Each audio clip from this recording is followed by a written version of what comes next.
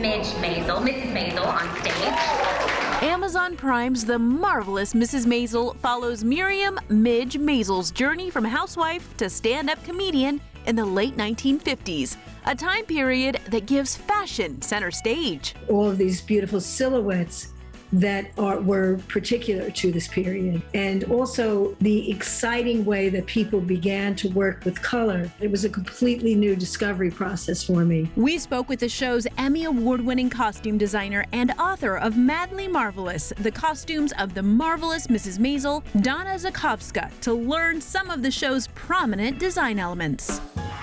And it starts with color. Color became a vocabulary in this series, in that, sort of tried to capture the whole emotional journey, especially for Midge, how it played a part in storytelling. The idea of green being heroic, white being a sort of cleaning of her slate emotionally. From the very beginning, when I chose that pink coat, which was part of her, like, seeing the world in a very rosy way, everything's perfect.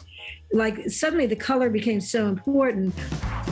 And a coat became an important piece for Midge, too. The late 50s are like an incredible period because the whole concept of the swing coat, after designing that pink coat and seeing that first scene when she was walking through the park and watching that move down the street, I suddenly realized how important the coats were going to become. I always say the coats are sort of like your armor. It's the way you present yourself to the world. And then dealing with all these different patterns in the 50s and, you're finding these sort of variations, and the linings became incredibly important. That when the coat opens up, suddenly it's like you might be in the middle of a garden, or there's a circus-like feeling to the inner part of the coat.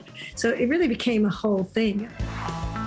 Finally, hats. In the 50s, there were like 50 milliners. Individual women designed their hats and had them built. So I really wanted to also resurrect that craft. And lead actress Rachel Brosnahan was involved with the hat-making process, too. She would always sort of say to me, it's like, sometimes when I put the hat on, I suddenly become Midge. And she was so game to play with all these different shapes and things that the hats became a pretty big thing. We're pulling back the cloth on the costumes of the marvelous Mrs. Maisel.